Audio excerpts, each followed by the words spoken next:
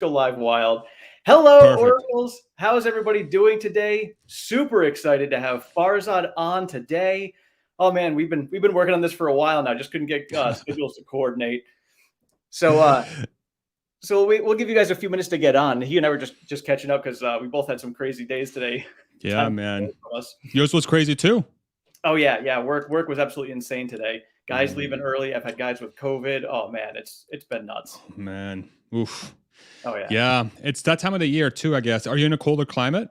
Or Yeah, I'm up in Connecticut, so yeah, it's oh yeah, and this is the seasonal, like everybody gets sick. I remember when I used to live in Pennsylvania and PA, like this time of the year was like half the place was just sick. oh Flu, cold, oh COVID yeah. now, who knows what else. Yeah, and Um I mean, and just from all the staffing, people can't hire anybody, so we finally got up to staff. But mm. like my whole staff is like brand new, and it's like every Monday somebody calls out of work. So Oh, snap. Okay. yeah, Damn. Well, I'm hoping that gets ironed out. yes, Hoping we'll work on it. yeah. So let's get to what we're going on. So speaking of work, just for anybody who does not know about Farzad, give us a quick brief introduction as to what you did at Tesla and how long you were there. Sure. Yeah. So I worked at Tesla from, what was it, July 2017 to September 2021. I joined the company in the supply chain organization. Essentially, I started at one facility, and then by the end of it, I was basically running projects and all these sort of bigger things for the entire network in the U.S. Before that was a little bit for Europe and Asia, but then as those areas got their teams, then we're able to focus more on the U.S. A lot of business intelligence, process improvement, a little bit of industrial engineering, a lot of leadership. So basically, the way I would summarize it is I was there to ensure that as Tesla was building a ton of cars, that we would be able to build a big enough service distribution network to give the parts to the service centers and stuff to be able to, service them whenever need be. And that was a very challenging task, but I think we did a really good job. And now Tesla is continuing on its way. So yeah, so I've been out of Tesla for about what is it, like a year or 2 months now. And I started this YouTube thing about a year ago now. It feels way longer. I don't know about you, like with YouTube, but Oh, I know. like it's crazy. Time flies so fast. But I'm really loving it. I'm really enjoying the YouTube stuff and Oh sort God, of building a community. Yeah. I gotta say the community is awesome, and you and I started at about the same time. I started. I Mm, was beginning of October last year. Yeah, nice. and you were one of the first ones I saw talking about what you did over there, and it's Mm, great to have that experience and that inside knowledge as to what the brains of Tesla are thinking, and the culture is a huge piece for me as to what is actually going on in the company. mm, Like we can see the mm, numbers, but you can't see the culture. So to have that inside knowledge of what the culture is like is very important. yeah. So from your perspective, and I know you had mentioned it last week, looking at China and Shanghai and how they're taking cars and they're not putting them in lots anymore. They're putting them right onto ships. They're putting them right onto Mm, trucks. mhm. Coming from your perspective when it comes to logistics, what else can Tesla do to cut costs and make logistics even more simplified? Damn. I mean, there's a lot. That's funny because literally my brain went to what are the things we worked on while I was there? Because that's literally what we did.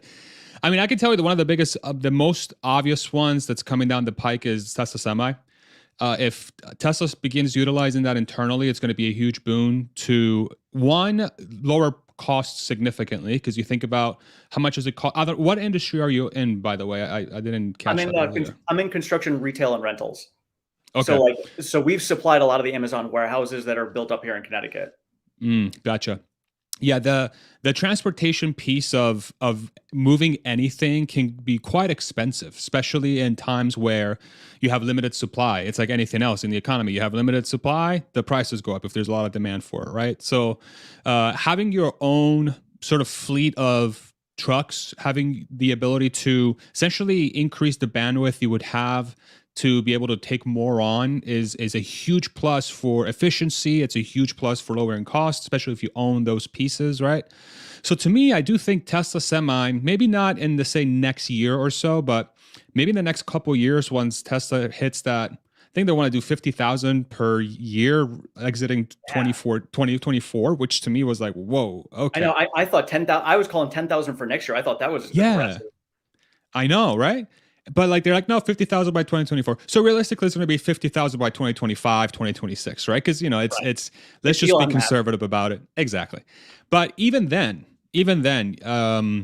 I think there is, I forget how many semis there are out on the fleet in the US right now. There's like 3 million truck drivers, I think. So that's at least 3 million semis out there in the US, probably closer to 3.5 because, you have stuff in lots and just kind of selling and exchanging hands and not sitting idle, so on and so forth. Let's assume that at 50,000, that's going to take at least what, 10, 20, 30, so like 40, 50 years to replace the entire fleet in the US. So 50,000 per year in 2024 sounds low. They're probably going to go higher than that. But I think what they're going to do in between that and reaching sort of max capacity, call it 250,000 trucks a year. I don't know what the number is, but let's just throw a number out there. They'll probably take some of those and keep it to themselves as a saved, sort of like an opportunity cost measure, where instead of paying JB Hunt or paying, whatever, FedEx, UPS, whoever your logistics company is, they'll instead employ a driver, or better yet, have a self-driving semi that can move. Exactly, and it's not running on gas or diesel either, so your running costs are going to be much lower. The maintenance rate is going to be much, much cheaper. So that in itself is going to be huge, but I do think the opening up of bandwidth to be able to ship more stuff is probably more important than the cost savings. Because if Tesla really wants to get to 20 million cars per year, that's going to require, unless the cars are driving themselves to the customer, which I think will still take a few years, up to that point, you need an ability to ship a lot of those cars. And there's a limited number of trailers, there's a limited number of containers. We know this. Anytime Amazon hits Christmas, it's a disaster to try and get a trailer anywhere. It's like, forget it. You're just, like, literally, I remember working at Tesla, and there was like a couple weeks during the end of Q4. The logistics team's like, yeah, we can't. Like, Amazon has them all. And we're like, what the hell do you mean Amazon has them all? Like, yeah, Amazon literally has them all. We called UPS, we called FedEx, we called JB Hunt, we called everybody. Amazon's got them all. Like, okay, I didn't know there was a limit to how many containers and trucks there are, but there is. So that's a big one. That's going to be a big one. I'm excited to see how that develops. And I think over time, Elon and really Tesla is going to get into boats. I think boats are going to be a big one as well. So those big container ships, yeah.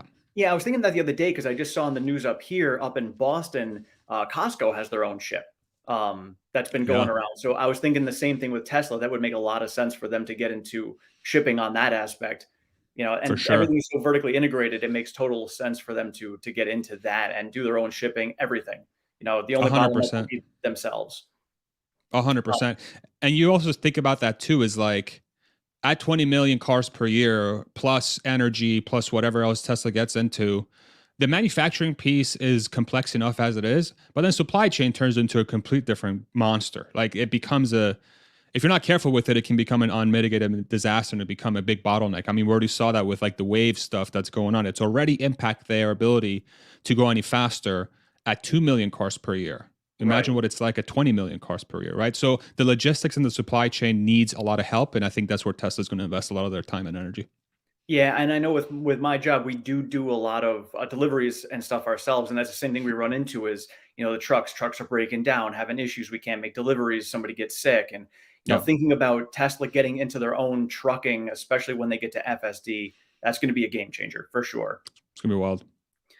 So today I had seen your video, red flags on GM. That was huge, and I was looking at it this morning saying, hey, I want to see their numbers. And, I take a step out of it. I don't want to be, complete bashing everybody else in legacy auto. You got to be realistic. Of course. Yeah. But looking at the numbers, that's what I wanted to look at. And in the past, we've seen their numbers, and based on what they came out with today, it looks like they need to sell over 3 vehicles for every one that Tesla sells to make the same profits.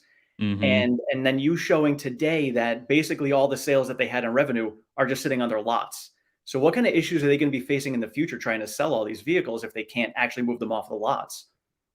Exactly. That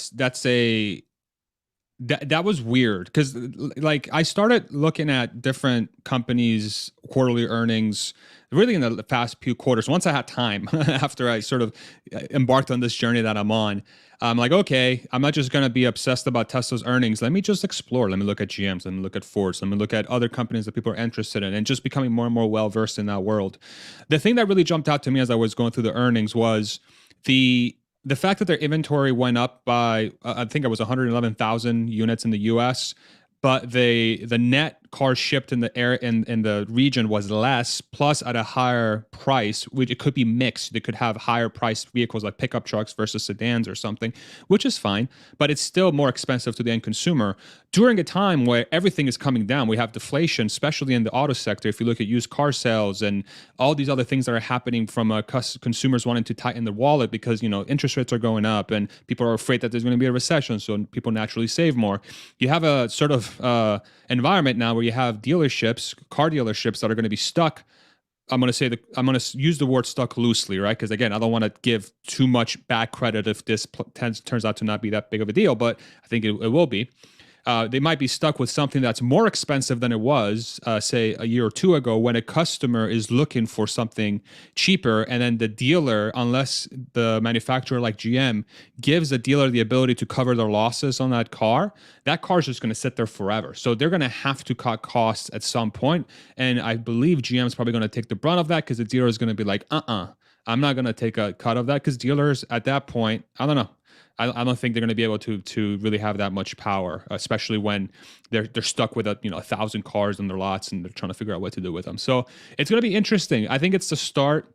You know, this term, the value of death, has been thrown around a lot in the Tesla community, how you're going to have a transition away from ICE cars, internal combustion engine cars, to EVs.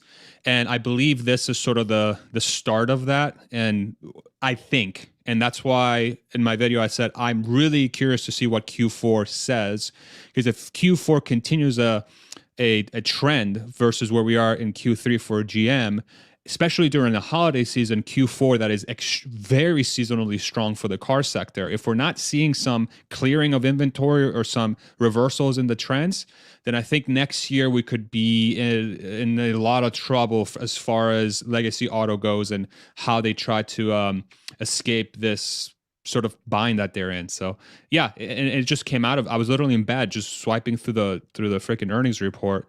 My wife's like, "What are you doing?" I'm like, "I'm looking at GM's earnings report." She's like, "You're such a nerd." I'm like, "I know." So exciting. I know. So yeah, it's good for me too, because I get to learn more about other companies, and I'm practicing my sort of analytical chops. So Yeah. it's gonna be fascinating to watch. Yeah, and I'm curious about it as well. Same reason as you, and going into next year with the EV tax credit coming, looking at the fact that obviously EVs are going to be hot. People are going to want that. They're going to get the EV tax credit.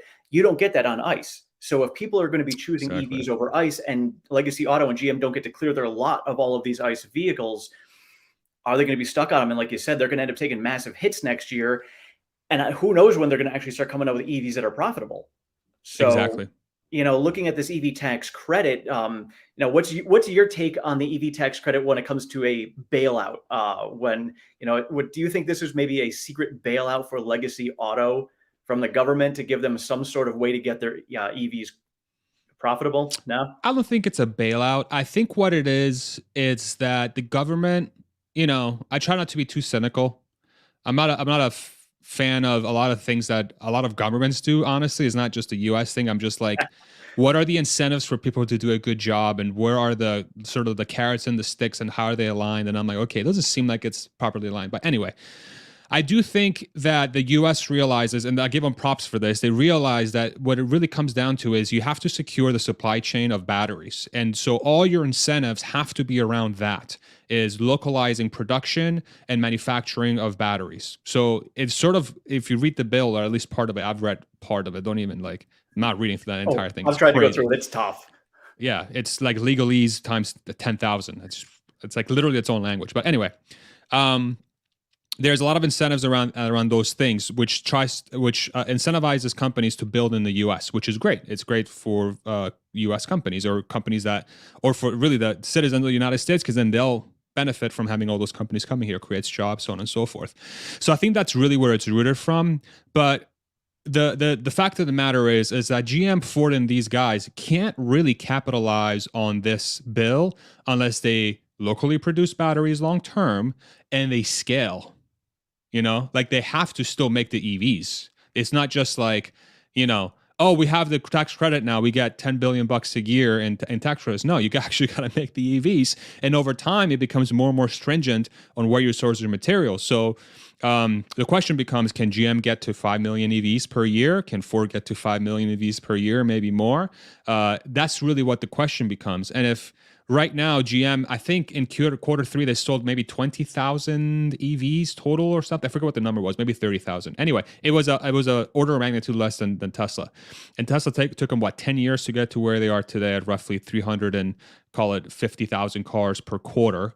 Then are we confident that Chevy is going to be able to get to a point where they scale fast enough so that the EV tax credit offsets their losses from the ICE vehicles when the public is likely to stop buying ICE cars much quicker than the automakers can switch over to EVs? Because me as a consumer, my decision to buy an EV is overnight. I can just be like, you know what? I don't want a gas car anymore. I want an electric car. I'm just going to keep my car until my electric car comes. So I don't go out and buy that gas car. That demand cliff happens way faster than the automakers turning on the EVs, right? And that's that valley of death. That's the hypothesis. We'll see if it plays out. I've heard it being described as the slowest train wreck in history, and the reason why it's taken a while is because it's the slowest train wreck in history. But once it happens, it's going to be so embedded, and it's going to be so much part of our culture almost, that I'm like kind of concerned about the repercussions of that sort of like medium to long term, because now you have a population potentially that's going to be very upset at how many lost jobs there are and the fact that we haven't been able to transition properly. You know, like if Ford and GM, I hope this doesn't happen, but if they do go bankrupt and they have to shutter their factories down and hundreds of thousands of jobs are lost, that sucks. Oh yeah, that sucks. That is not good for anyone, you know? So I'm hoping that doesn't happen. And I'm hoping the EV tax credit is definitely a carrot to go that way, but it's the onus is on GM and Ford to actually scale. And Ford is saying the right things and they're trying to do the right things. So I give them props for that. yeah. But like you got to get to millions of cars per year. You have to. You got to do it quick.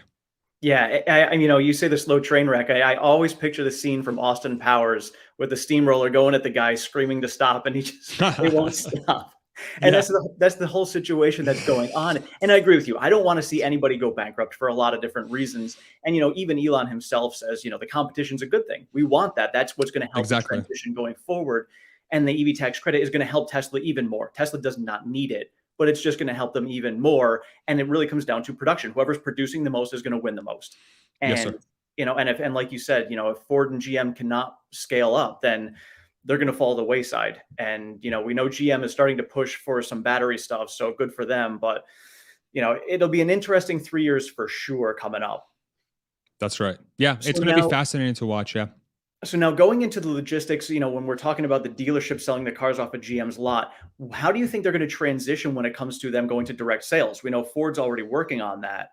So, you know, seeing as they don't have the ability to sell straight to dealerships, which basically, from what I know from dealerships, because I know a few dealership owners, is, you know, they work with GM, Ford, and they say, hey, there's X number of vehicles you need to buy from us this year. That's your quota that you need to buy. So they already have those sales locked in. And if Exactly. they buy X, so be it.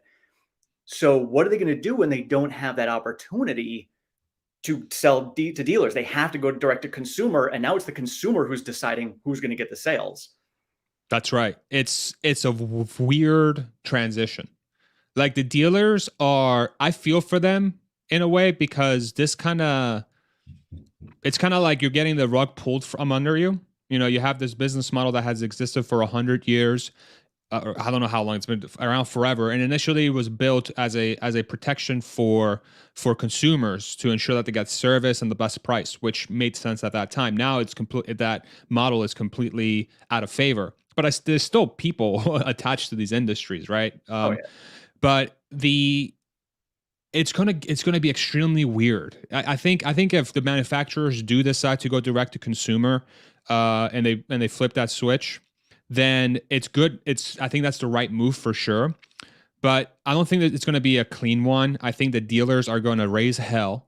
I think they're going to make a lot of enemies unless the manufacturer somehow work in their deal with the dealer that says, hey, we're just gonna have to, I don't know, we'll figure out how to fund your transition over or something. I don't even know. Like the dealers don't sell cars anymore at that point, right? They just are become service networks. Those giant acres of, that acreage of land that they purchased for their dealer network becomes obsolete. They don't have any use for it anymore. So what? They're just gonna like eat that and just sit there on that land and then just service cars out of a much smaller footprint. I don't know. It's a very weird transition. And that's where we're going. So I don't know. I honestly don't know how it's going to play out. It's going to be awkward.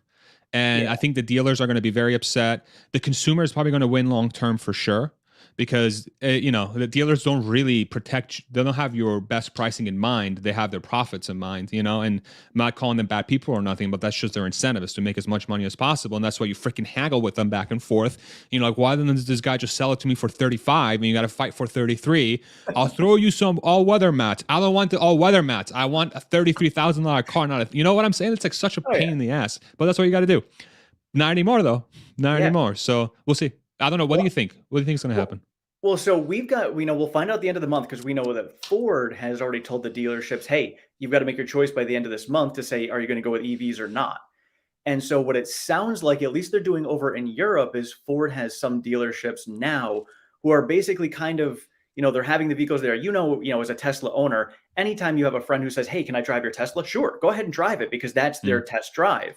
I guess this is Ford's kind of way of doing that, because they don't have the vehicles out there like Tesla does. So Ford's going to use their service centers like this, their dealerships, as a place for people to go and test drive, at least to get them out there. So I think Ford's on the right path for it. But like you said, they're locked in. They have this price, and it's up to the dealership to pay. I think they said it was like $6 million or something like that to get all the EV charging network that they needed on site for their dealership. So they're going to have this. They're going to make that choice.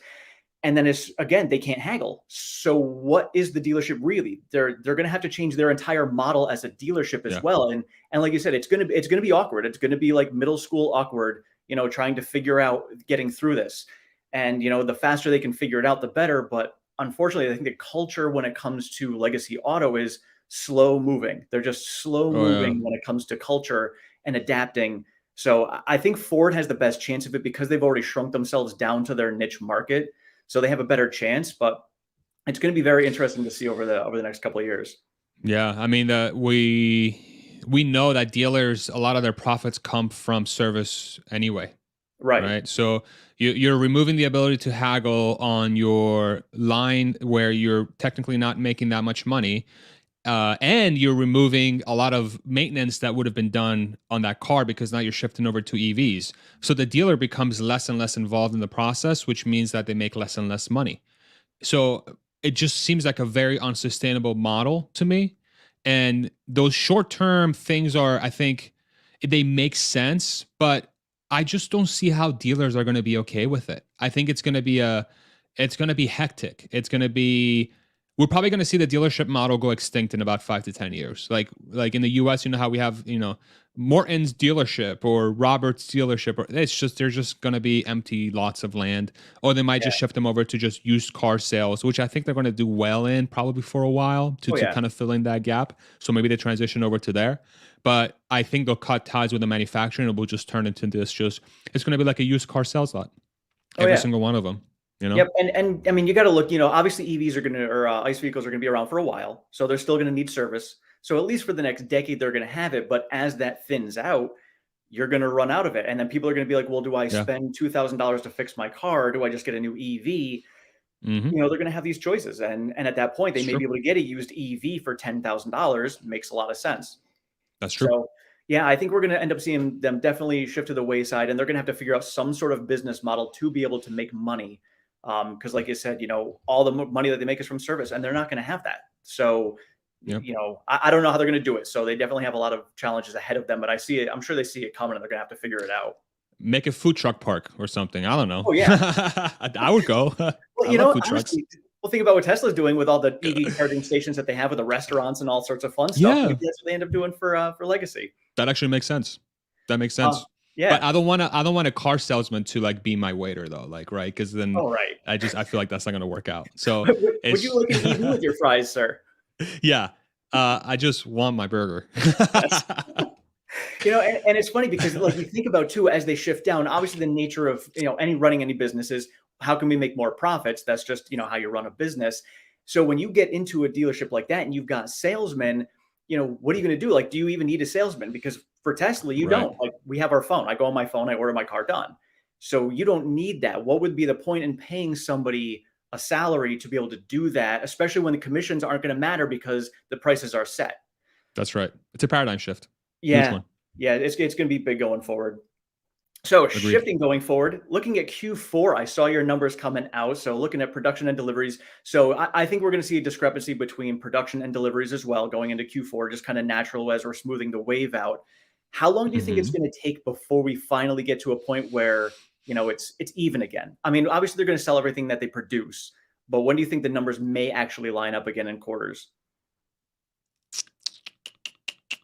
I was thinking about this before. Probably Q2 of next year. I think what Okay. you'll see is you'll see a gap again in Q4. You'll see the gap starting to come down in Q1, and then you'll have sort of parity by Q2. And then that parity will just be, well, actually, I don't know, dude, because if their production is going to continue to increase, then we might just see a gap in production and deliveries until they reach their maximum ramp state of whatever, 20 million cars per year. So it all depends how quickly, like, what does the production ramp look like? And are they going to have any sort of like valleys, like as Cybertruck comes online and Model Y ramp is finishing off, as Cybertruck ramp comes offline and they're good now, and then the chipper car comes on and the robotaxi. So there is a chance the gap could exist for the foreseeable future. It has to me in my head, it has to align with when the ramp for the cars that they've built has reached a quote unquote steady state. Because then at that point, your call it the channel has been filled with inventory, right? Or cars in transit. And then at that point, all you just have to keep it in an equilibrium. So you just, for whatever you sell, you produce. But you need that middle ground filled. But if they're getting to 20 million cars, then you need 20 million cars per year equivalent in that channel, in that sort of whatever. If it's 7 days worth of inventory that's floating around, then you need 7 days worth of a year's worth of production. So I'd be curious to see. I foresee some sort of like Model Y ramp. It's probably going to reach steady state by say Q3 or Q4 of next year, if I were to guess. And then at that point, as Cybertruck ramps, and I think that thing starts to catch a little bit smaller until Cybertruck really starts ramping fully. But at the earliest Q2 of next year, but it could be until 2030. Who knows? Yeah, You that, know? that was my thought too, just because as they smooth out the wave, you figure the first wave of vehicles getting delivered in a quarter now are going to be what the ramp was at the end of the last quarter. So, Right. but the ramp at the end of the quarter is going to be significantly higher than the beginning. So you're constantly going to be fighting that battle and you'll always have that wave going forward. So I don't know if it's ever going to change, but I think, like you said, maybe when we hit that point where, they start to level off, and maybe when the compact car comes out, that cheaper model, because it's probably going to cannibalize Model 3 a little bit. Maybe during then we end up seeing it. When do you think they're going Sure. to when do you think they're going to announce that, and how quickly do you think it's going to be after they announce it that they actually release it? This is the cheaper car. Yeah.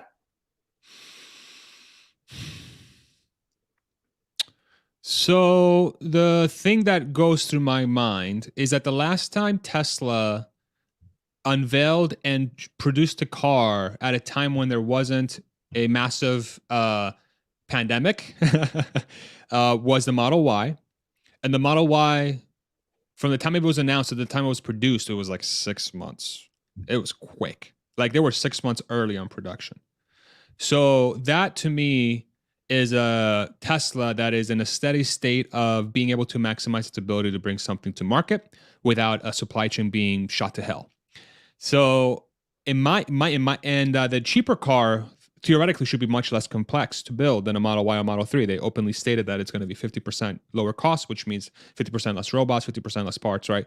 So not exact one-to-one relationship, but it sort of like directionally goes that way. So it should be quote unquote easier to build the production line and all the supply chain that surrounds it versus a 3 or a Y. But then what you're doing, that you're prioritizing volume. So you're not prioritizing complexity, you're prioritizing volume. So just how many trailer loads of crap can we get in for this car, and how quickly can we get it out the door? So it becomes a question of volume. From that standpoint, though, I do think from the time it gets announced to the time the first unit gets produced, I do think it's going to be shorter, way shorter than Cybertruck, because we don't have a pandemic in the middle there. Yeah. You know, Cybertruck's going to be at 3.5 years from when it was announced to when it's going to get produced, more than likely, probably closer to 4 years. But I'm going to assume, so here's my prediction. First, exclusive, okay? It's going to be wrong, but we'll give it a shot anyway. I think Tesla unveils the cheaper car, I'm going to say in April of next year. And the first units will be produced April the following year. Okay. Yeah. So I think the whatever, 35,000, the $30,000, $25,000 car, whatever you want to call it, gets shown April next year. And then about a year time of like just getting everything set up and everything. And I'm being kind of conservative there, but I feel more comfortable about them producing the car in April. Like, I think that's the right time. I think Q2 of 2024 seems like the correct time to bring this new car to market, especially as Cybertruck is ramping. And then you sort of have this gap. Because the other thing that I'm thinking through as well is, if legacy auto does go through this kind of cataclysmic thing, we're going to have less cars being sold to people that are looking for cars. So someone's going to have to fill the gap, and only the companies that have the scale are going to be able to fill the gap. So I think Tesla is very much incentivized to fill those segments up with as many cars as humanly possible, which I believe is going to light a fire on their, I think it has already lit. I mean, they've had a fire lit under their asses since they started, really, but it really is going to become apparent. So and it's going to be a priority to build a very affordable vehicle for people, especially if we're going to have call it a tough economic spot where these car companies are collapsing. Who knows? It might be a global recession, and you need to fill that gap for folks to be able to buy an affordable car. So that's why I'm saying April 2024. I'm more confident about that than it being unveiled next year in April, but screw it. Like, I'm half hoping they unveil it on April 1st, 2023, and they produce it. First production is April 1st, 2024. Be like, haha, it's not a joke, you know? That's what I would do, because I'm lame. Oh yeah. So and I was thinking same thing. I think 2024 at some point is when they're going to unveil it. Where do you think they're going to be producing it? Do you think it's China? I think it's China, and I think it's Austin. Okay. I think it's going to be those two, because I think there is a market. Oh man, but Berlin's not going to be. They're not going to have the capacity to do it, which is hilarious, because Berlin, this car would do best in Europe, which is odd, you know. Right. So, but they're probably going to export from China to Europe, and then maybe they'll build out Berlin, or maybe put in a new Gigafactory or something for that smaller car.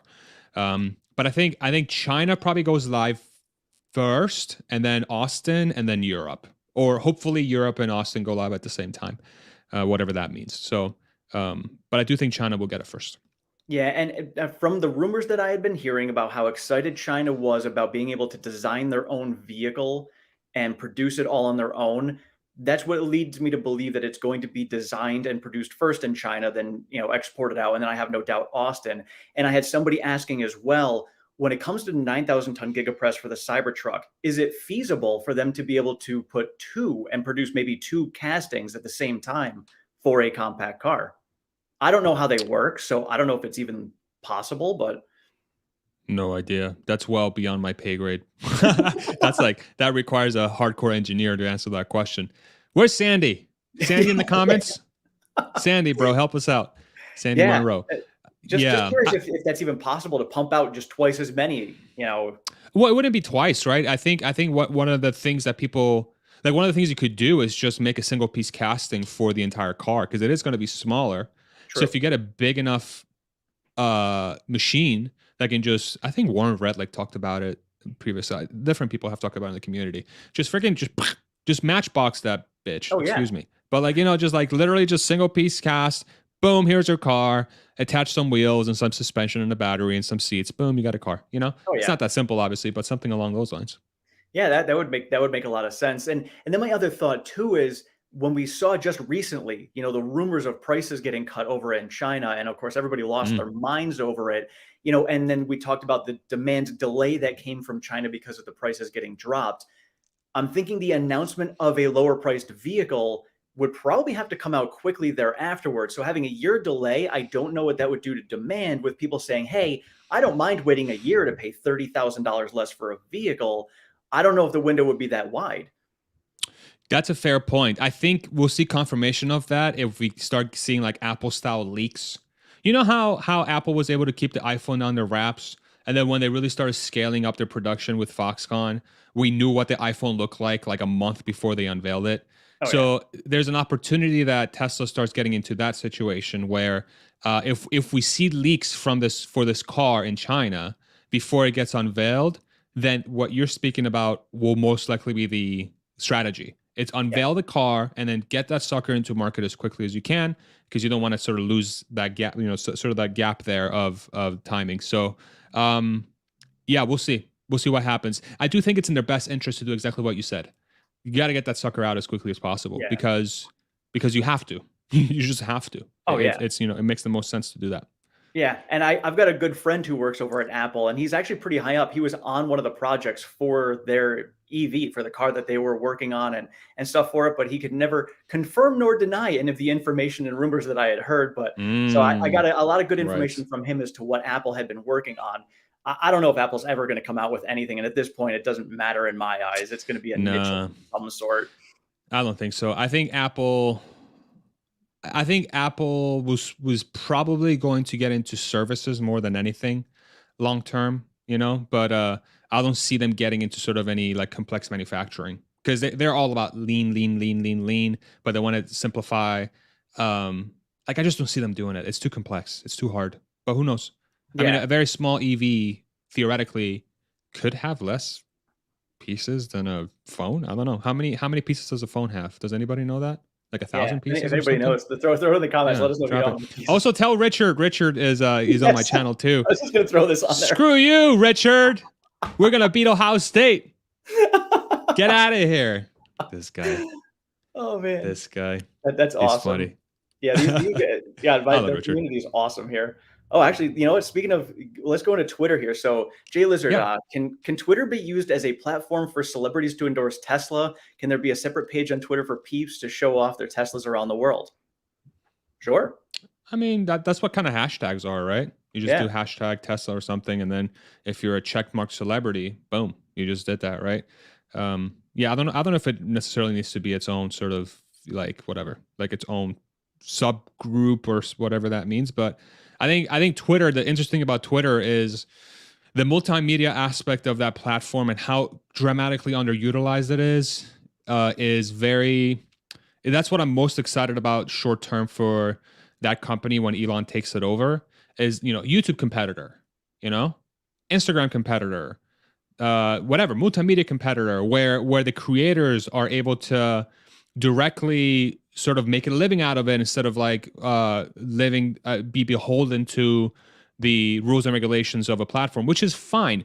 And this is not me kind of crapping on what, like, YouTube is amazing. Like, I'm going to use YouTube as an example. It's like you and I are doing this because YouTube exists and YouTube is freaking amazing, but they don't have a competitor. And when you don't have a competitor, unless you're Tesla, you are going to rest on your laurels, and then you're going to have a situation where you might lose 5-10 years of progress because no one's there to light a fire under you, right? So what are the things that that YouTube could have built by now that, we could have, like the comment section as an example. The YouTube comment section, in my opinion, is kind of a dumpster fire because the bots are freaking everywhere, just like Twitter. I've met Jennifer. She's awesome. She helped me make $30,000. And then 17 replies, oh my God, how can I contact Jennifer? Oh, just, it's like, it's there and it's fake. It's crap. So, Bitcoin. Oh yeah. Exactly. So like, I wish YouTube had a thing where you would have like a Reddit. How you ever been on Reddit, how the threaded comments are and everything? You can clearly tell. So like, just make it a Reddit style community in the comments section where you can maybe link between different videos and you can have conversations about them within the videos themselves, and you can post questions as a creator on the video, and then people can discuss it in a threaded manner in the comment section. Like, why don't we have that? That seems like a low-hanging fruit. How come we're not doing that? Just literally, it's just it's a UI change to me. You don't have to do something too crazy, but they haven't done it because they're not incentivized to do it, because they don't have a competitor that has shown that this is clearly better, and I could be wrong, but at least we don't have that dynamic existing, you know? Yeah. Yeah. Yeah, I have that same messaging system at my job, and our system is from 1997. So it's very, very old and definitely needs to be Fun. updated. I agree on that. Yeah, and Yeah. man, I totally lost my train of thought where I was going with the next one. Oh yeah, Look, Twitter. you even So got the Tinder hot best adult dating site people oh on the nice. comment section and everything, dude. I am single. I'll See? hit that one up after the show. Um, It's what I'm talking about. Speaking of Twitter, so I was thinking about, what Elon wants to do with it, make it more like a WeChat that they have over in China, all encompassing. Do you think he's going to integrate that into Teslas in the future? Why Like wouldn't they? as part of their user face, the whole Twitter user face, WeChat whole thing? Why wouldn't they, right? Yeah, I mean, I it think makes total sense to me. that's where the opportunity comes from. Is you Yeah. have if they're already going to use Starlink to provide internet to Teslas, and you're already using Model 3 motors at SpaceX and Tesla batteries at SpaceX, and you're using SpaceX materials on your vehicles, why wouldn't you use the Twitter platform to drive entertainment and anything else in your Tesla? It makes all the sense in the world. Yeah. It'll be a Tesla run by Twitter or whatever. X. X is they could even become a freaking Palantir sort of like competitor long term. Like I'm starting to think about that a little bit. I'm not that I like Palantir, but I have my whole thoughts about it. I think it's actually quite overhyped for what it does, but I'll save my sort of opinions for another video. But you can absolutely do that, and that's the beautiful thing behind leveraging your different technologies for your different companies. You get a lot of synergies, and I hate using that word synergy because it's so corporate, but it's true. There's a lot of synergies between Twitter and Tesla, especially from an entertainment standpoint. If you're not driving in your car and you have the ability to turn the inside of the car into whatever you want, and say one of the solutions is to have screens where you can show movies or show entertainment or play games or whatever, then why couldn't you just connect that to your phone? Or have that platform live on the same platform that you use on your phone? Then your phone all of a sudden becomes a controller for the screen, and you can play games with your phone on the screen, and it's just seamlessly integrated with with the Twitter platform, and it's the entertainment platform for the car. Oh So yeah. no brainer. It's an absolute no brainer. Yeah, just think about how much time we spend on our phones as it is. Now we've got a phone on wheels, and we might as well do it, especially when you're on long car rides. Yeah, it makes Yep. makes total sense to do it that way. You're driving down the road. Hey, take me here, and you can just order your food and everything right from your car, and drive Yeah. over and pick it all up. Yeah, totally It's seamless. going to take a while. It's Oh going to yeah, take a while to get there. They're going to have to clean up. Props to the Twitter employees so far, to be honest, because they've gone through hell no, yeah. with I this whole know. thing. Like And we think it's bad just from the overhang piece of it, but I but them, they're know. actually living. They're living in it, not Yeah. knowing if they're going to work tomorrow. Exactly. And I'm not saying that Elon's doing this wrong or right. That's not what I'm saying. All I'm saying is when Yeah. you're caught up in this sort of controversy, like take it from a guy that worked at Tesla during the worst FUD years of all time. Like it sucks. When you're always in the news, it sucks. It's not fun. And you're very unsure about what's going to happen, and you're going to be feeling a certain way about if you make the right decision and what you're going to do, and the way your friends and family are going to look at you if you're going to go down a certain path and you support a certain person. Like there's a lot of stuff psychologically that impacts you. But I do want to give them props for surviving it so far. But really, the truth of the matter is that they have so much opportunity yet to make that platform into what it's really supposed to be. And this could be Elon has called it the one app that does it all. It's Yeah. your everything app. That's what we're going towards. Right. It's almost like an operating system for your life. Yeah. So, but then that raises a bunch of other questions, like, is that even a good thing? And that's a whole different topic of discussion. But I'm excited. I'm just Yeah. freaking excited to see what happens. And it seems to me, the more things Elon can get his hands on, the better, because that means that he's going to be able to leverage a super talented team to make really cool shit. Why Yes. would we not want that? Exactly. That's what I'm all about too, is what can Yeah. he do with it? Like his mind is so far beyond everybody else's. Like what can he do? What is he thinking about that nobody else is thinking about? What are Right. the possibilities? And Right. that's something that so many people don't see. They're so short-term thinkers. They're like they even think that 2 or 3 years is a long-term mindset. And like Mm. when you're looking at Elon's brain, he's like, I'm out infinite. this is what I want to do in the infinite future, but realistically out 20 years, this is where I'm thinking I'm going to play, golf backwards and figure out what I need to do in order to get to that and just reverse engineer the whole situation. Right. And so many people just can't see that distance down the road. And you were there, obviously during the FUD years, what is the FUD then as compared to now? I'm sure on your channel and on Twitter, you've been hearing FUD like crazy. So Oh yeah. what are the comparisons between the two time frames? It was way worse before. Okay. This is nothing. This is like a very what makes it harder right now, I think, for a lot of people is that I think this is the first time folks have invested in Tesla since, like, the first time they invested in Tesla was like 2019, 2020, Yeah. and they caught the run, which is great. But now they're feeling some pain, and they're seeing negative headlines that are correlated to the pain. But it ain't that bad, compared to what was going on in 2017. And I'm not here to say, oh, I survived a harder time. That's not what I'm trying to say here. Yeah. But what I'm saying is that it's the tone, the tenor back in 2017, 2018, 2019, it was nasty. It was like, this guy is completely crazy. He is a fraud. The people that work for Tesla are morons. How can you work there? You're an idiot. This thing is never going to work. There was a 40% short interest at one point, and every single day there was negative headline after negative headline after negative headline after negative headline. It was nonstop, constant for years. And that was at a time where Tesla didn't even have cash, really. It was very dependent on raising funds from investors and banks and whoever else they could get money from, because the Model 3 wasn't ramped at that point. It wasn't the cash generating machine that it is now, and everything else that they've built is now. So that dynamic gave all the incentive in the world for people to try and hurt the stock as much as humanly possible so that they can put pressure on Tesla to make it fail and to make a little bit of money on the other side. Now, I'm not saying like mass media or like mainstream media is out there freaking pushing the will of the short sellers. I'm not saying that, but the incentives were aligned for that to happen. That's all I'm saying, right? Yeah. So, and that creates a certain environment that's extremely toxic. So, but I can still feel the pain of those that are going through the stuff now. The thing here though is that it's not just Tesla that's going through this downturn. It's everything. I can't think of one thing that has appreciated. Oil, I guess. There's certain things that have appreciated, but by and far the entire market has come down. So it's not just a Tesla phenomenon; it's an everything phenomenon. So it's not just Tesla negative articles you're seeing, it's everything negative articles. Everything sucks. Everything sucks, and that, I think that the comparison of Tesla sucking versus everything sucking was way, way worse back then than it is now. And I think that to me softens the blow, because I'm like, yeah, everything sucks. It's not just Tesla, everything sucks. So I'll be fine.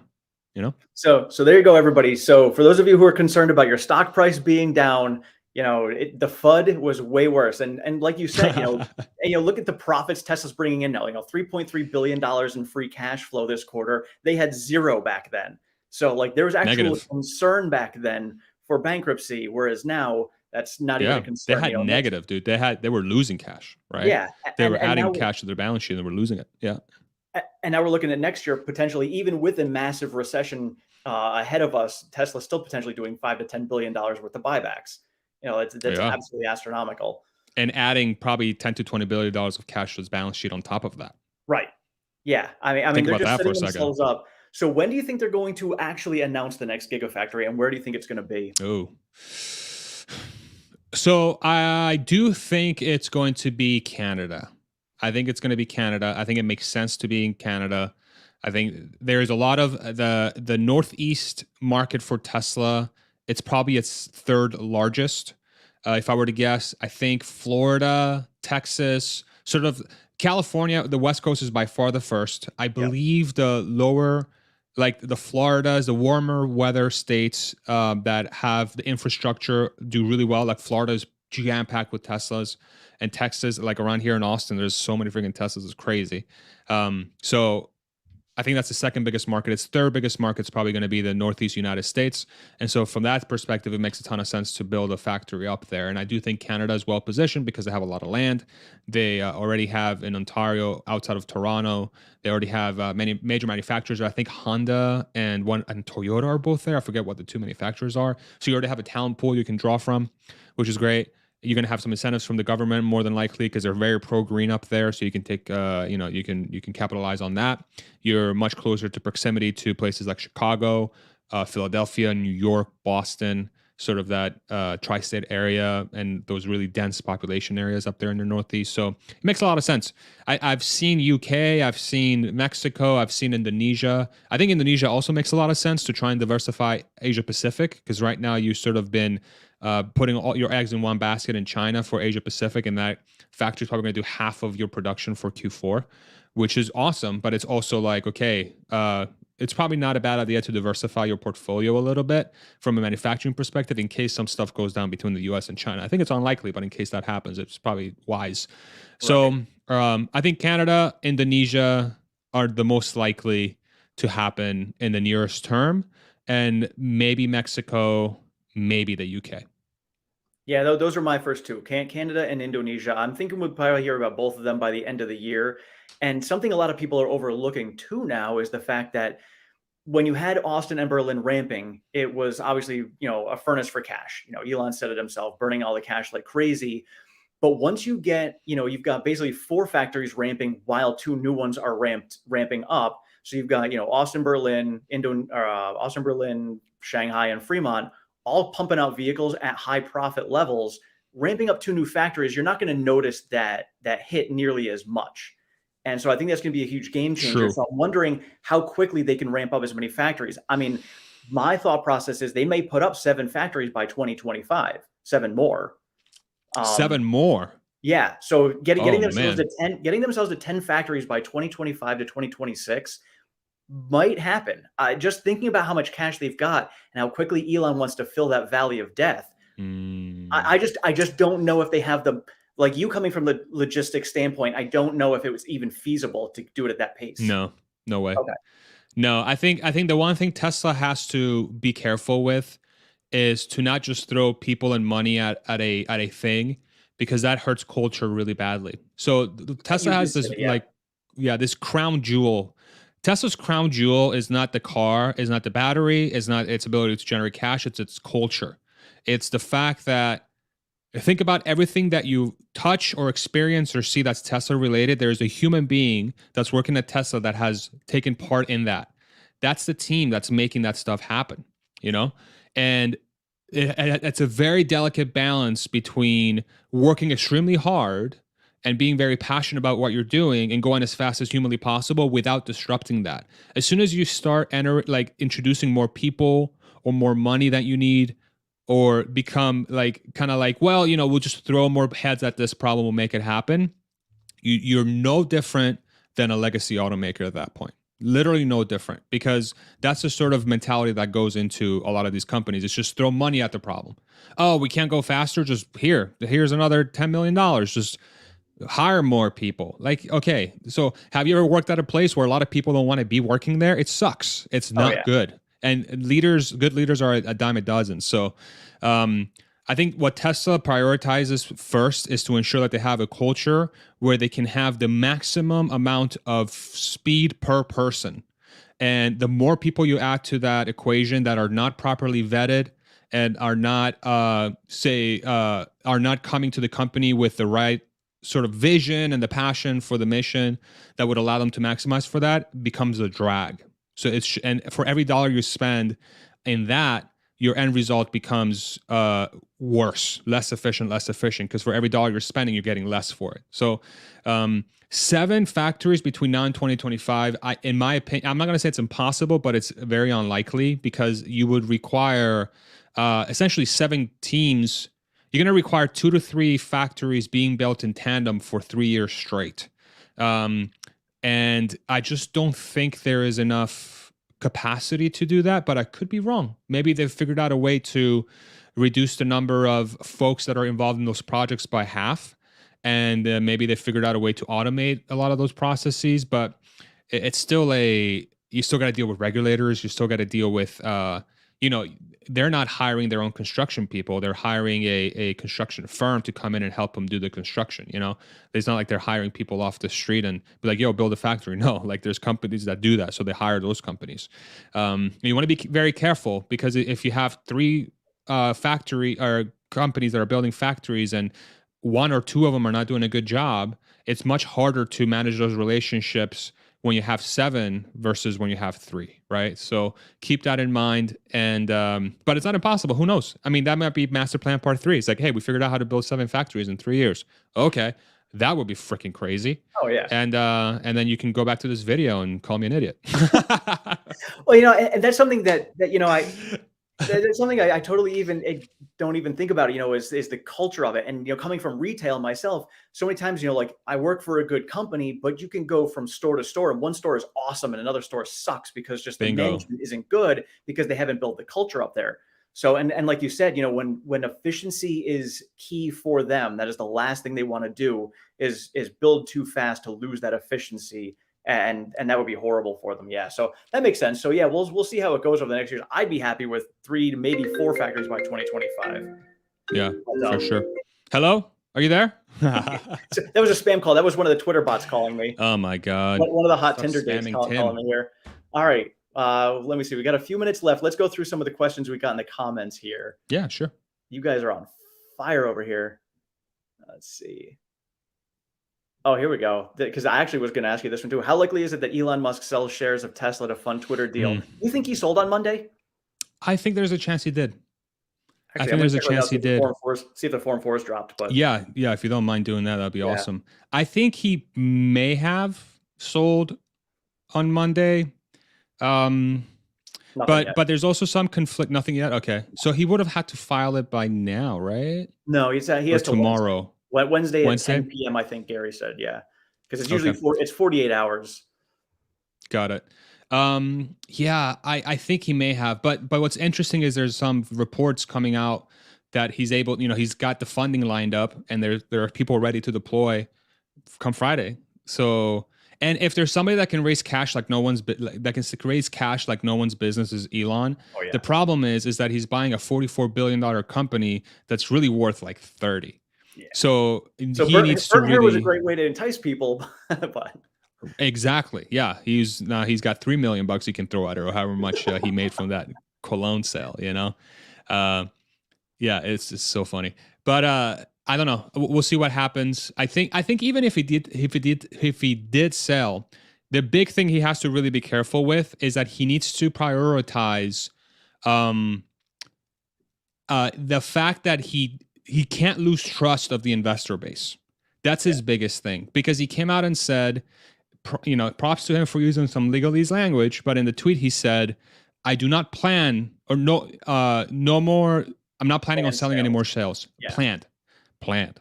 So plans may change, right? Yeah. But he needs to be very careful how he sort of messages. If he did sell some stock, he has to be very forthright in saying, hey, this is what happened. This is why I had to sell some shares. And it's not going to happen again, you know, because now we're going to close the deal and we're good. And if I have any remaining cash, I'm going to buy Tesla back. Mwah, perfect. That would be perfect. As far as like the actual sell of shares, like who cares? $5 billion if he has to sell it, it's less than 1% of the valuation of Tesla. Who cares? Let him do it. Tesla's going to buy back those shares anyway. Okay, big deal, you know? But it's more optics more than anything. I think that's where he can't lose trust of the investor base. Right. Yeah, I was looking at the charts on Monday, and just the straight. If the $5 billion is what he needed to raise, then they were actually over 25 million shares of average volume, which is the exact number of shares Elon would have had to sell to raise that $5 billion. So mathematically, it really made sense if it went through on Monday. So again, we'll see. I'm not like you. I'm not concerned about it. Hey, like Elon said before at the annual shareholder meeting, if there's anything like that goes on, it's probably a good buying opportunity. Right. Exactly. Yeah. Good luck to those that have cash laying around, bastards. Well, so all year long, I've been, my whole strategy has been every day I put some money into Tesla, and then I put some money into cash. And then every time we get a dip like this, I deploy some of that cash, because for me, I don't like to be in that situation where I can't spend the money. I like to shop. And when things are getting hard, I like to buy some things, and I'll buy some Tesla stock. So that's what I just do every time it dips. Smart. Yeah, for me, it's like I'm at a point right now where I'm very happy with sort of the balance I've struck between like the sort of passive income that we're generating from like our investments and whatever we got going on. And then the kind of lifestyle I'm living. Like I tend to not be very materialistic anyway. So like I don't need that much to be happy. But like I have it like break even right now. I'm like, okay, but if I want to buy Tesla stock, then that means I can't do this nice thing that I want to do. So I'm like, I'd rather just do the nice thing. Because I already have. I have, you know, I have enough. I don't need any more. So I'm like more about like how do I maximize my current happiness with my family, with my friends, you know? But man, I'm like, but I really shouldn't be going out to dinner to a nice place. I shouldn't be buying this stupid light that I don't even need for my YouTube channel. You know, like I should just buy Tesla stock. I'm like, fuck, you know, so it becomes like a sort of a challenge. So apologies. I may have cursed. Sorry. You said fudge, right? Sorry. That's one of the fudge. terms. I said fudge. Yeah, that's you will not be demonetized. I promise. One of the terms we use on this channel is fudge because it's when there's fear, uncertainty, and doubt, you grab extra. So that's there you go. Dude, I tell you, bro, like the one time I cursed so much on one of my videos, and you know how when you upload the videos, you have to like say, you know, there's no cursing or whatever because so you can monetize the video. And I did that and I was cursing up a storm and I'm like, oh my God, I'm gonna get in trouble. Nothing happened. Happened. And then I looked at the description. So it's like you can curse, but you can't drop like more. I think if you drop more than I think one F word every 5 minutes or so, then it gets flagged. I forget there's like limitations to how much you can curse, but you can curse. Oh, interesting. But you just can't curse too much. I usually don't anyway. Like I swear like a sailor outside of the channel, but I just try to keep it professional on the channel. Dude, I'm a mess when it comes to that. If I get really passionate, the F drops start to fly and I can't stop them. They just come out. Yeah, sorry, I'm the same way. Oh yeah, and it's usually in a fun way. But yes, let's see if there's any other questions on here because you've been on for. Farzad cursed so much he made Tom Nash blush. Oh, yeah, no that's impossible. That guy never blushes. He's unblushable. No. Yeah, I mean, when you're Russian, I don't think you can. I don't think it's in your. I agree. That's right. You're too stone cold. Wow, so many comments to go through. Let me see. GM calling. Take your time, man. Take your time. Let's see. Thank you all for the comments, by the way. I was looking at them as they were coming through. Yes, you guys are awesome. Thank you guys so much. And you know, I'm sure Farzad will agree is that you guys as the community are the foundation of the community. Like, you know, we're just here expressing our insights and opinions. You guys are what make this entire community up. 100%. Everybody go start a YouTube channel so we can hear your ideas. Yes. And subscribe to this guy's channel right now. It's over here somewhere, I think. Tim, yes. subscribe. Oracle Investment right here. Like, subscribe. You can do it. Yes. Thank you, sir. So, will Elon sell again for taxes? No. I'll answer that one right now. So for you guys who don't know, when he sold earlier this year, everything that he sold from what we know was shares that he had actually got at like the $1,200 range or whatever it was. So everything he sold this year was for a loss. So any gains he gets from anything this year will be offset by the tax loss that he had taken. Let's see. You got it. Actually, I think I had a couple of questions from people who I have somebody like you. I'm sure you have a lot of people in Europe, and this is like a late time for them. Yes. Let me see. I have a guy who comes on. He's in India, dude, and he's like up at 5 o'clock in the morning, and I'm like, "What are you doing, bro? Go to bed." His name's Ishan. He's the best. I'm up at 3:30 every morning, and it's nuts. Like I'll message people. Well, so I'll get up at 3:30 in the morning, and I go on Twitter and I like respond to something to Alexandra, and she responds to me. I'm like, "What are you doing awake?" Yeah, I don't think she sleeps either. Yeah, I don't think she sleeps. You're in a Eastern time zone. What's your time zone? Yeah. You're Eastern, right? Yeah, I think she's West Coast. Yeah. Well, I figure 3:30, it's 12:30 there. I get that, but then I'll be still going to work at 6 o'clock in the morning, and she's still responding to me. Yeah, that's crazy. That's crazy.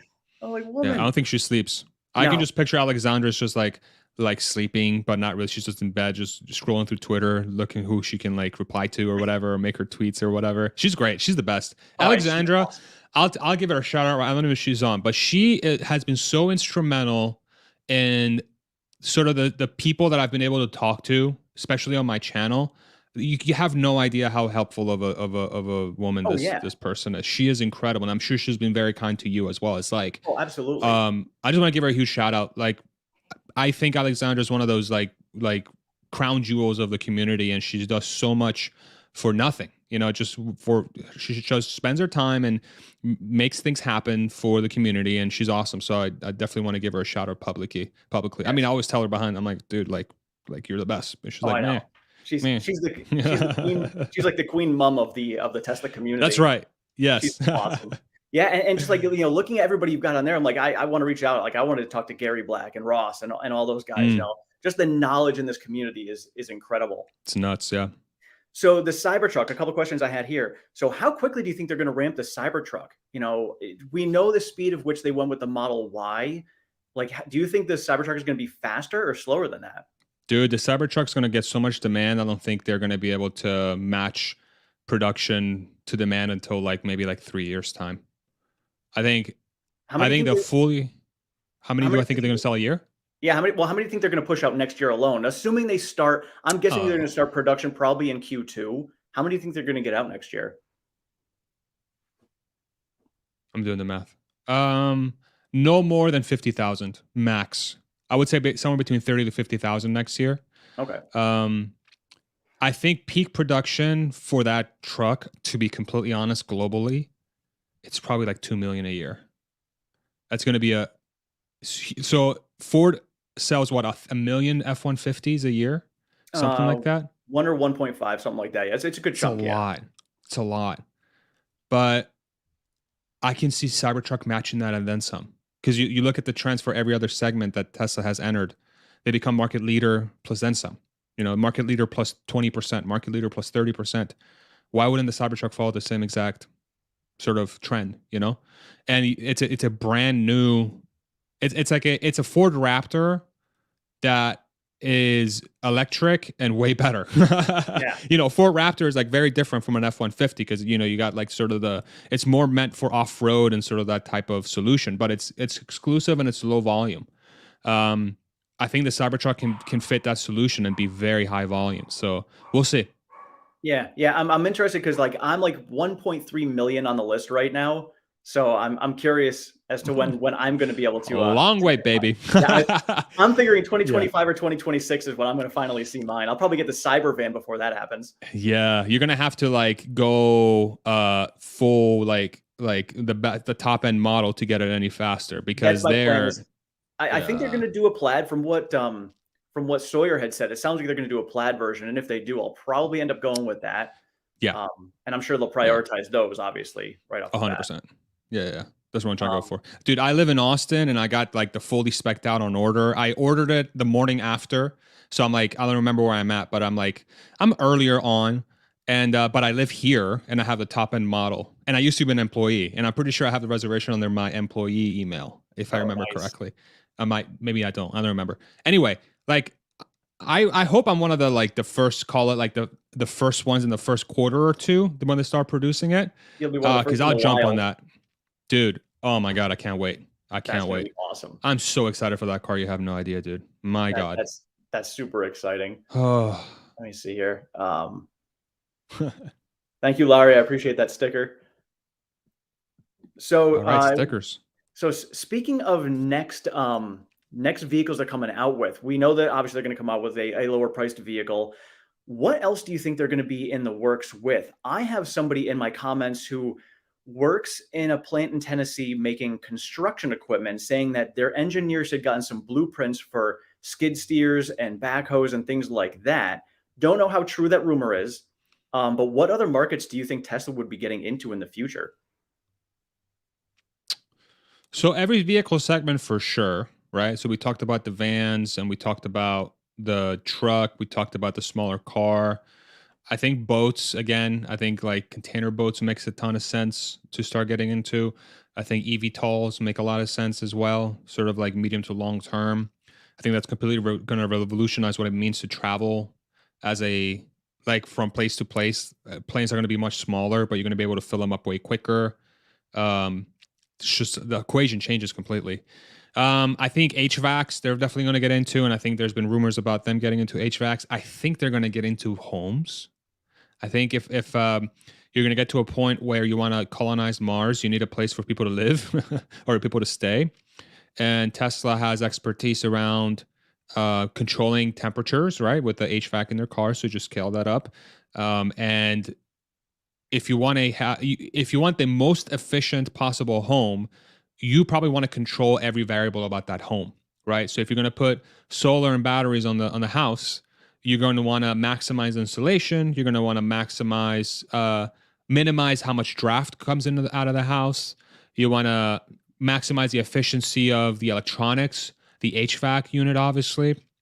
So this lends itself to a situation where you can really have a fully integrated home that is built by Tesla, and it's maximized to use the solar energy that it produces as efficiently as humanly possible. And by doing that, you remove any variability you get from the existing homeowners now, which is every house is basically different. So you have to tailor your roof to a bunch of variability, whereas Tesla could just start cranking houses out like a freaking manufacturing line. So I think that's another one that they'll get into. I don't know about the stuff you just mentioned. I'm not familiar with that industry, but I think anything that is powered by gas or could you utilize a battery to power itself could very well be something that Tesla gets into.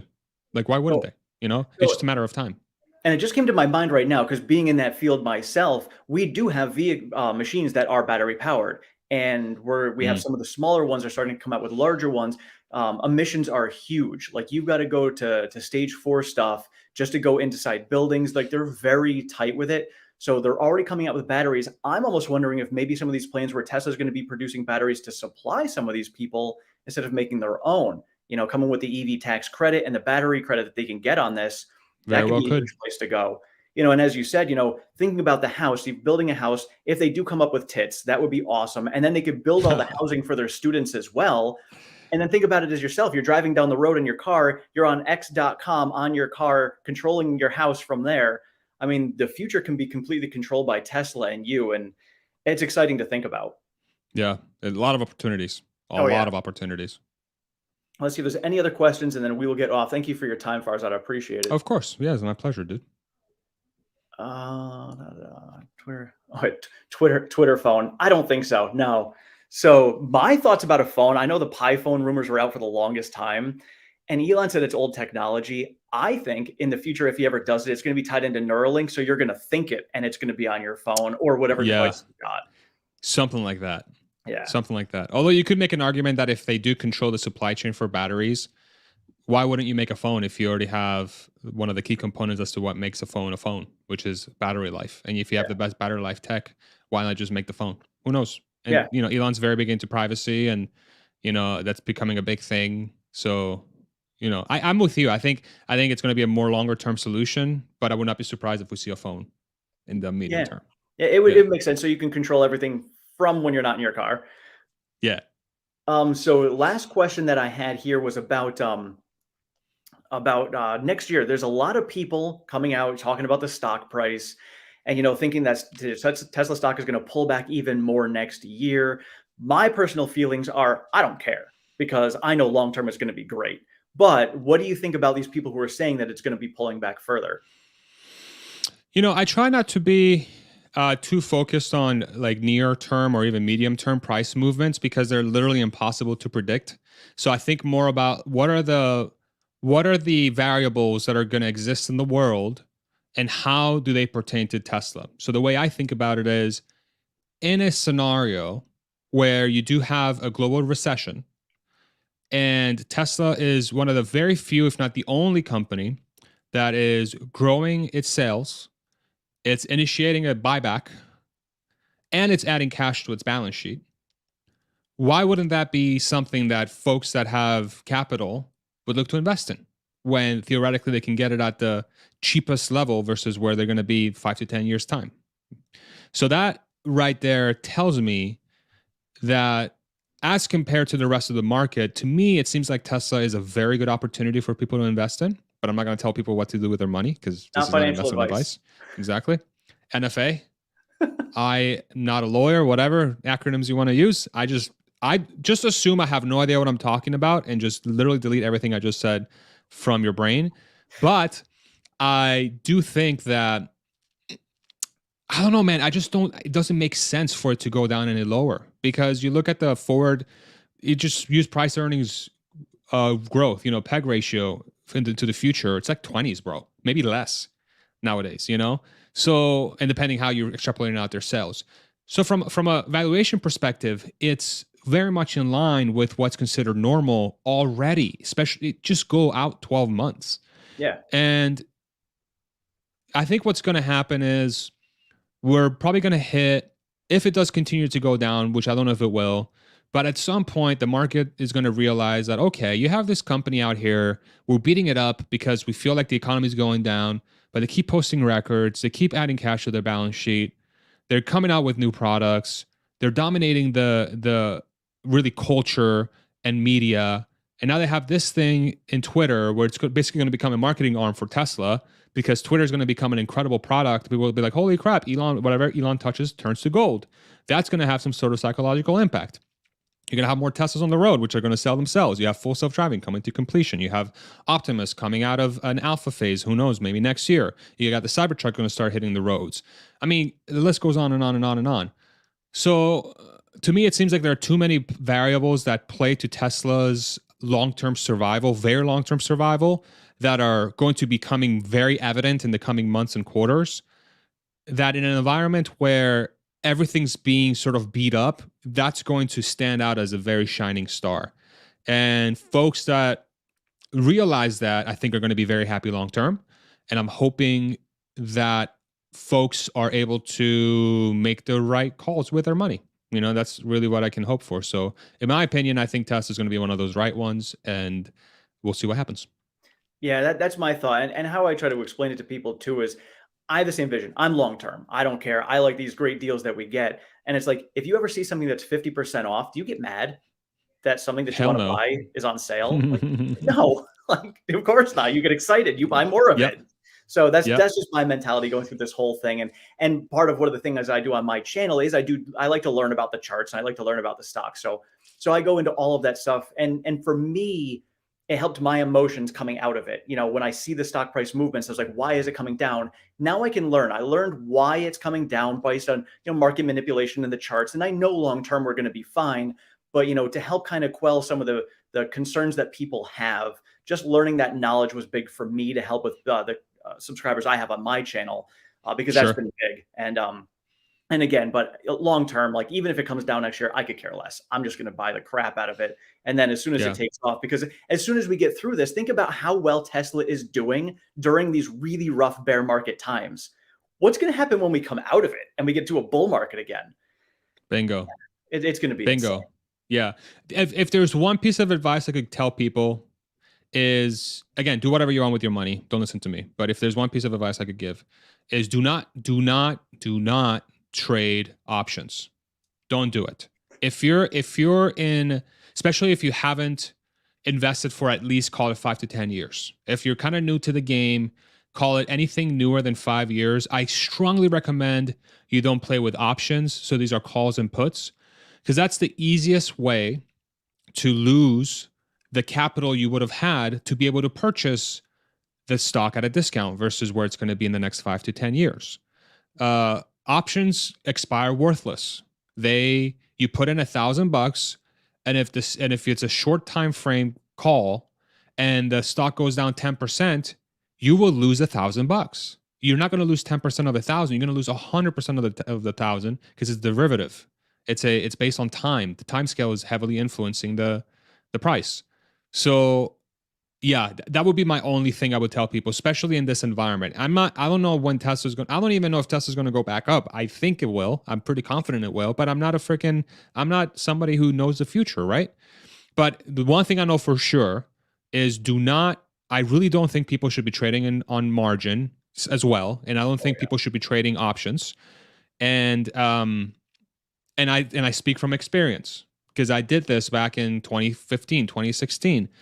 And I got burned really badly, and it sucked, and I hated it. But it was a great learning lesson for me. And so from that day forward, I'm like, I am not messing with that. I'm just straight stock, and that's all I'm going to do. And that's why I can survive these like 50% downs, because I'm like, okay, I didn't lose any money. I don't lose until I sell, so it's just sitting there, and I'm going to wait for it to go back up. Exactly. You know? So now, were you an investor in Tesla before you became an employee? Yeah, for a while. My first shares, I have the date, December 5th, 2012, where I bought my first shares.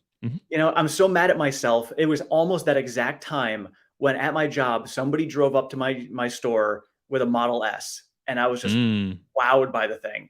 And at the time I wasn't even investing, so my brain didn't click and put the two together to invest. And obviously my life would have been totally different had I done that, but hey, you can't go back and change the past. So yeah, well, I got very lucky to be exposed at Tesla at that time. Honest, I mean, I've been very lucky. Period. My entire life is like one big luck. Like I don't even know how I ended up with the luck that I got, but I'm I feel like capitalizing on it. I feel like we create our own luck. So you've done a great job creating your own luck. Thank you. Definitely part of it for sure. A lot of effort, capitalizing on opportunities. But yeah, the Tesla story for me has been so life changing, and I'm so grateful for it. And that's why I really enjoy doing this channel, because it's like I feel like I've learned a lot through that journey, and I'm trying to pass it on to the folks that maybe are newer to the story, or newer to investing, period, or newer to just experiencing life for what it is. And my goal is to just help people maybe think of things a little bit differently, shine a little bit of light on stuff, and yeah, just making a place where we can just converse freely about the future. And that to me is the most exciting thing. Oh, I totally agree. And that's one of the things I try to explain to people as well is, Tesla provides, over 100,000 jobs to people directly, so many more indirectly through suppliers. And think about like content creators, those of us who are out here, look at the opportunities providing us. Tesla's providing us an opportunity to come out and earn a living as well. Tesla really is, all encompassing on so many different levels. It's just a great company to be involved with. I love it. Paradigm shift for sure. Absolutely. Anything else you'd like to add tonight, Farzad? No, man, just thank you very much for the work you do, man. Oracle Investments, right? Oracle Investing. Yes. What's the channel name? What's the official channel Oracle name? Investments. Oracle Investments. Tim, thank you so much for having me on, man. Really appreciate you. Love the work that you do. Had a great time chatting with you. Thank you for everybody in the comments section for your awesome questions, awesome comments. Yeah, and if you're interested about what I have to say, my name right here, it's a weird name, Farzad Misbahi, but that's my channel. You can find me there. And I talk about Tesla and other stuff, and yeah, that's it. Yes, definitely check out. Worst plug ever. Check out Farzad's channel. He's awesome. And if you guys are on Twitter and you don't follow him on Twitter, definitely follow him over there as well, because who knows, there may be a platform for us to be on over there in the future as well. Yes. At Farziness, Farzyness. Follow. Yes. Oh, and Farzad has merch. Here you go. Jay Lizard, Hook Boy Farzad with some Oracle merch. Yes. Actually, hold on one second. Yeah. Plug it. Let's do some plugging. Merch. So this is what Strahan and I are coming up with. Yes. So the vendor that I'm using, I've got to go talk to and try to figure it out. But those are the ones there. All the profits we make from these shirts are going to go to the families over in Ukraine. So as soon as I get that all figured out, I'll work with Farzad. We'll get these up to you guys so we can get out there and help those families over there. Yeah. Thank you for doing that, man. That's a very noble cause. Props to you, man. Yes, thank you. You're awesome. And thank Jen. We'll all get together once we get our shirts. So, let's do it.